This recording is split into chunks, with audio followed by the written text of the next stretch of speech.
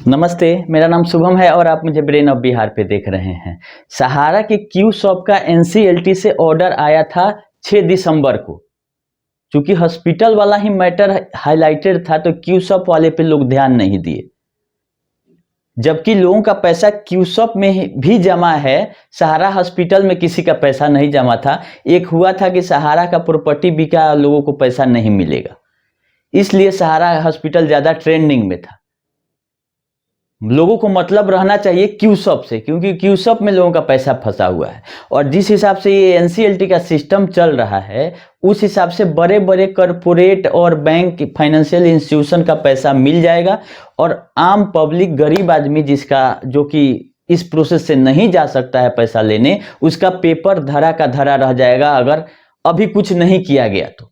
इसीलिए एक बार आप लोगों को जागरूक करना जरूरी है कि क्यूशॉप वाले मामले में क्या करना है। एनसीएलटी ने आदेश दे दिया है कि सीआईआरपी, जैसे कि हॉस्पिटल वाले में हुआ था, कॉर्पोरेट इंसॉल्वेंसी रिजोल्यूशन प्रोसेस में डालने का आदेश दे दिया है। लेकिन सहारा का ऐसा पेच है कि कोई भी काम ये जाके बीच में या अंतिम स्टेप पे जाके अपना बैक होगी, ताकि उसका लिक्विडेशन नहीं हो सके। सीआईआरपी में ये नियम है कि अगर लायबिलिटी उसका क्लियर जितना संपत्ति बेचने से होगा तो वो कर दे, या नहीं तो कंपनी का लिक्विडेशन फाइल कर दे। A to Z लायबिलिटी का पेमेंट होगा उसके संपत्ति से। लेकिन जो लोग क्लेम करते हैं एनसीएलटी में, उसके साथ ये सेटलमेंट करके उसका पैसा दे देती है और फिर कंपनी को बचा लेती है। ऐसा नहीं कि एनसीएलटी ने आदेश दे दिया तो कि इसका आप लिक्विडेशन करिए या सीआईआरपी में लेके जाइए तो कंपनी खत्म हो जाएगी, ऐसा नहीं है। इसके ऊपर भी ट्रिब्यूनल है, जैसे सेबी का ट्रिब्यूनल है, सिक्योरिटीज अपीलेट ट्रिब्यूनल, वैसे ही एनसीएलटी के ऊपर भी ट्रिब्यूनल है।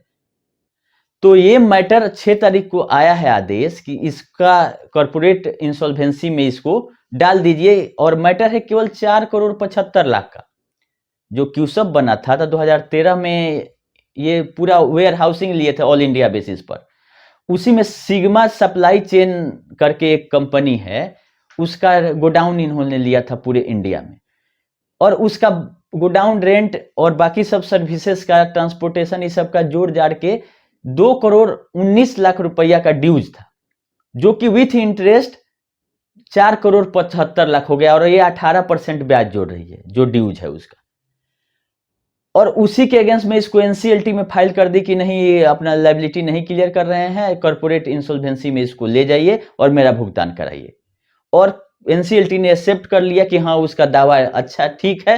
ये बहुत सारा पैंतरा इसमें भी लगाए थे कि इनका 2013 का मामला है, 2021 में कर रहे हैं। एनसीएलटी में 1 ही साल जाने का टाइम रहता है कि आपका क्लेम अगर 1 साल में नहीं मिलता है तो अब चले जाइए।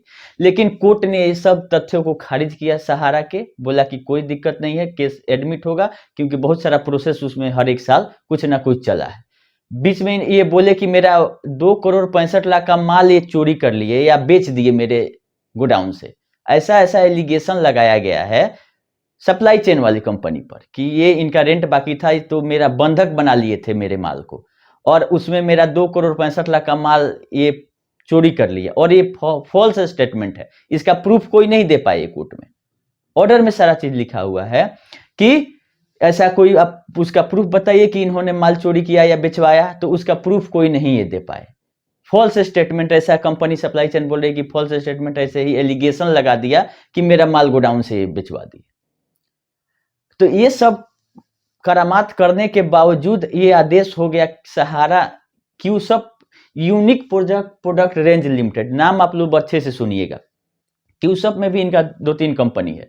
क्यूशॉप गोल्ड मार्ट अलग है, क्यूशॉप ईस्ट वेस्ट क्या क्या खोले हुए हैं उसको नहीं। एमसीए पर 2 ही कंपनी दिखता है, सहारा क्यूशॉप गोल्ड मार्ट लिमिटेड और सहारा क्यूशॉप यूनिक प्रोडक्ट रेंज लिमिटेड। तो यूनिक प्रोडक्ट रेंज लिमिटेड के पास अगर आपका पैसा जमा है तो उससे रिलेटेड ये बात हो रही है, गोल्ड मार्ट से नहीं।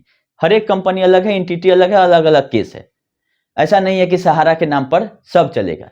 ये लोगों को मतलब मूर्ख बनाने के लिए इतना सब कंपनी खोल के और इधर उधर किए कि जो भी है सहारा के नाम पर जमा करते रहिए। भुगतान लेने में अभी लोगों को पता चल रहा है कि कौन कंपनी क्या है, कौन सोसाइटी थी, कौन क्या थी।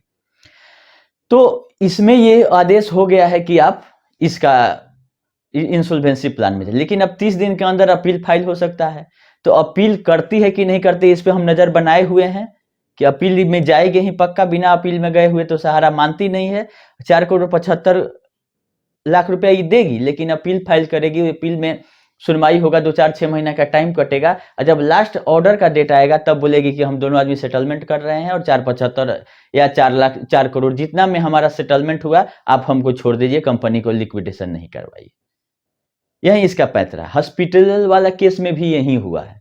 बहुत लोग ये भी बोल रहे थे कि हॉस्पिटल जो है सहारा इंडिया का, वो नहीं बिकेगा, ट्रिब्यूनल में चला गया, उसके अगेंस्ट ट्रिब्यूनल में गई है सहारा। ये तो सहारा का फितरत है कि ट्रिब्यूनल जाएगी, ट्रिब्यूनल से नहीं हुआ सुप्रीम कोर्ट में भी गई थी। तो जो हॉस्पिटल वाला केस था उसमें पहले सुप्रीम कोर्ट में गई थी, मेन केस में लगा के कि हमने सहारा से भी 500 करोड़ जमा किया था लोन लेके दीवान हाउसिंग फाइनेंस से, और उसका पैसा रिलीज कर दिया जाए। तो सुप्रीम कोर्ट ने कहा था कि अभी तो पैसा आपका 25,000 करोड़ प्रिंसिपल में बाकी है, रिलीज करने की कहां से बात आती है। तो उसको सुप्रीम कोर्ट ने बोला था कि टाल दिया था कि अभी नहीं हम दे सकते हैं, नहीं तो 2022 में ही एक आईए फाइल करके गई थी मांगने कि मेरा हॉस्पिटल बिक जाएगा अगर आप नहीं देते हैं सहारा सेबी से पैसा तो। लेकिन सुप्रीम कोर्ट में नहीं सुनवाई किया, तो ट्रिब्यूनल में गए एनसीएलटी के ऑर्डर के खिलाफ में। और ये सारा कहानी एनसीएलटी वाला हॉस्पिटल वाला पिछले 3-4 महीना में हुआ है। 30 अगस्त को आदेश आया था। और एक मजा का और बात है इसमें कि जो कंपनी खरीद रही है स्टारलिट मेडिकल सेंटर, अब सोचिए आप लोग कि सहारा इंडिया मेडिकल इंस्टीट्यूट लिमिटेड का मालिकाना हक स्टारलिट के पास चला जाता है, जो कि 28 अगस्त को बनी है कंपनी। और सहारा मेडिकल का जो पेड अप कैपिटल है 150 करोड़ है, और ये उस कंपनी को ट्रांसफर किया जा रहा है स्टारलिट को। एक जैसे कि एनसीएलटी ने आदेश दे दिया था कि आप लिक्विडेशन करिए या सीआईआरपी अपना लायबिलिटी क्लियर करें, तो उस आदेश के तहत जो इंसॉल्वेंसी प्रोफेशनल हैं, जैसे लिक्विडेटर बहाल होते हैं वैसे इंसॉल्वेंसी प्रोफेशनल जो हैं वो काम शुरू कर दिए थे। चूंकि ट्रिब्यूनल ने देखा कि एक चलता हुआ हॉस्पिटल है तो इनको राहत दिया कि चलते हुए हॉस्पिटल को तुरंत से ऐसे कर देना ठीक नहीं है, और उसमें सुनवाई चल रही है और अगला डेट 10 जनवरी रखा गया है, 10 जनवरी 24। इसी बीच में 7 नवंबर को ये जाके आदेश ले आते हैं कि हम एक बिजनेस ट्रांसफर एग्रीमेंट कर रहे हैं सहारा हॉस्पिटल को स्टारलिट में। और ये स्टारलिट भी बनी हुई नई कंपनी है, अगस्त की बनी हुई कंपनी है, मात्र 4 महीना पहले। सब खेल किया गया। और पहले लोगों को लग रहा होगा कि हॉस्पिटल बचाएगी हॉस्पिटल, लेकिन इस बार सहारा ने ही रिक्वेस्ट डाला था ट्रिब्यूनल में कि हमको पिरामल को पैसा ही देना है ना, पैसा देने के लिए हम लोग आपस में सेटलमेंट कर रहे हैं कि कितना पे सेटलमेंट होगा, और हमको बिजनेस ट्रांसफर एग्रीमेंट में इंटर होने दीजिए। मतलब सहारा ही बोल रही है कि हम अपने हॉस्पिटल को किसी और को स्टारलिट को ट्रांसफर करने के लिए हम एग्रीमेंट करना चाहते हैं, जिसको ट्रिब्यूनल ने परमिशन दे दिया था। इसको 7 नवंबर को ही आदेश दे दिया था। उसी बिजनेस ट्रांसफर एग्रीमेंट के तहत ये मालिकाना हक चला जाता है स्टारलिट को, और स्टारलिट बेचती है आपका मैक्स हेल्थ केयर को। और मैक्स डायरेक्ट नहीं खरीदी है, मैक्स भी अपनी सब्सिडरी कंपनी के थ्रू इसको खरीद रही है। तो इतना सारा गेम किया गया है। और ये सहारा किस कंडीशन में कितना अमाउंट में सहारा हॉस्पिटल को ट्रांसफर की स्टारलिट में, ये फिगर बाहर नहीं आया है, ना वो एग्रीमेंट कोई देखा है। फिगर क्या बाहर आया, स्टारलिट ने बेचा मैक्स हेल्थ केयर को, वो फिगर है 940 करोड़। अब इस बीच में जो एग्रीमेंट किया सहारा हॉस्पिटल और स्टारलिट, ये किस वैल्यू पे हुआ। और एक और क्वेश्चन लोग बहुत सारा पूछ रहे हैं कि एम्बार्गो है तो कैसे बिक गया। तो एम्बार्गो है, लेकिन एक कंडीशन लगाया गया था एम्बार्गो लगाने के बाद, एम्बार्गो में कि 90% ऑफ सर्कल रेट से कम जमीन नहीं बिकना चाहिए आपका। ये नहीं कि 10 करोड़ का संपत्ति है, आप 2 करोड़ में बेच दिए, बाकी का पैसा ऊपर से ऊपर ले लीजिए।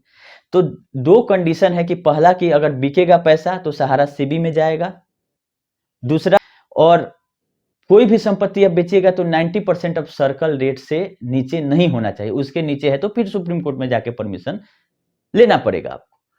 तो चूंकि ये लखनऊ शहर में है तो सर्कल रेट से 2 गुना 3 गुना रेट पे भी बिक सकता है, तो 90% पे तो ये बहुत कम का रेट है। तो इसीलिए इसमें कोई बाधा नहीं आने वाली है और सहारा अपने मर्जी से ट्रिब्यूनल से बोली है कि हम अपना बिजनेस स्टारलिंक को ट्रांसफर करने का परमिशन दीजिए, तो रोकने का बात ही कहाँ आता है। अब रही बात कि ये कितना में बिजनेस ट्रांसफर कर रही है, इसमें टोटली क्या ऑन पेपर ही पैसा है या कि कुछ अंडर द टेबल कुछ है, ऐसे तो सहारा बेचेगी नहीं, क्योंकि ऐसे बेचना रहता तो ये 3 कंपनी बीच में नहीं आती। ये सब खेल करने के लिए ही 2-3 कंपनी को बीच में लाया गया है और पब्लिक को इससे ज्यादा मतलब भी नहीं था, क्योंकि पब्लिक का पैसा हॉस्पिटल में तो था नहीं। 500 करोड़ जो चला गया लोन लेके वो सरप्लस मानिए आप लोग, क्योंकि हॉस्पिटल में तो आपने जमा किया नहीं था, ये तो अपने बेल के लिए और बचने के लिए 500 करोड़ लोन उठा के जमा कर दिए हैं सहारा सेबी में, तो उसी को आप लोग सरप्लस समझिए कि हॉस्पिटल का 500 करोड़ सहारा सेबी में जमा है, इससे कुछ नहीं होना। रहा बात अब क्यू शॉप का, तो क्यू शॉप में 30 दिन के अंदर अगर नहीं फाइल होता है ट्रिब्यूनल में अपील, इस CIRP जो इंसॉल्वेंसी का आदेश हुआ है, तो एक क्रेडिटर का कमिटी बनाया जाता है जो इंसॉल्वेंसी प्रोफेशनल इसके बीच में है, जो इस सारा प्रोसेस को करेंगे।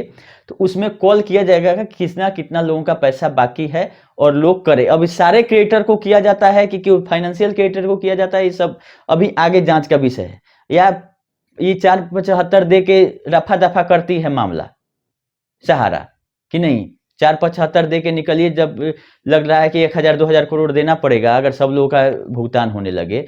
तो मेरा क्वेश्चन ये है कि क्या ये 4 करोड़ 5 करोड़ वाले लोग तो NCLT जा रहे हैं, इन्वेस्टर का तो 1 करोड़ से ज्यादा किसी का होगा नहीं जो कि NCLT जा सके, और 1 करोड़ से नीचे में आप NCLT जा नहीं सकते हैं। आपका क्लेम 1 करोड़ से ज्यादा होना चाहिए NCLT में केस फाइल करने के लिए। तो मेरा कहना है कि जो बड़े बड़े फाइनेंशियल क्रिएटर हुए और बैंकर हुए, उस सबका पैसा मिल जाएगा और बाकी लोग फंसे के फंसे रहेंगे जिसका कम पैसा है। तो हम इस पे एक सजेशन ले रहे हैं अपनी टीम से, एक्सपर्ट लोगों से, कि क्या सब कस्टमर को मिला के एक फाइनेंशियल क्रिएटर के रूप में केस NCLT में फाइल किया जा सकता है कि नहीं किया जा सकता है। अगर किया जा सकता है तो सबका एक ग्रुप बना के हम लोग फाइल करने का पे विचार करेंगे आगे। अगर लिक्विडेशन इसी ऑर्डर से हो जाता है, सहारा इसका पैसा नहीं देती है, तो ऑलरेडी इसी ऑर्डर में ही डिमांड किया जाएगा कि आप अपना अपना क्लेम भेजिए, पब्लिक नोटिस निकालेंगे जो इंसॉल्वेंसी प्रोफेशनल इसके अपॉइंट हुए हैं। तो कुछ रास्ता खुलते हुए क्यू शॉप का दिख रहा है, इसलिए हम आप लोगों को अपडेट कर दिए कि 1 महीना के अंदर हम आप लोगों को बताएंगे कि क्या इसमें अपील फाइल हुआ कि नहीं हुआ। अगर हुआ तो फिर हम लोग भी NCLT जाने का अगला प्रोग्राम करेंगे, क्योंकि ये जब NCLT जाने पे ही क्रेडिटर का भुगतान कर रही है, रजिस्ट्रार को, सरकार को कहीं भी, और SFIO जांच करते रह जाएगी या सारा काम पैसा का ये अपना इधर उधर करके खत्म कर लेगी। इसीलिए क्यूसॉप जो कंपनीज एक्ट से रेगुलेट हो रही है कंपनी, उसके लिए जब NCLT ही जाना है तो ग्रुप ऑफ डिपोजिटर बना के क्या NCLT चला जाए कि नहीं चला जाए, हम एक्सपर्ट लोगों से पूछते हैं, जैसा रहेगा हम आप लोगों को बताएंगे। अभी के लिए इतना ही, और 14 तारीख को जो डेट है उसमें केस लिस्ट हो गया है, देखिए क्या आदेश आता है CRCS वाला भुगतान पे। जैसा अपडेट रहेगा हम आप लोग को बताएंगे। अभी के लिए इतना ही, धन्यवाद।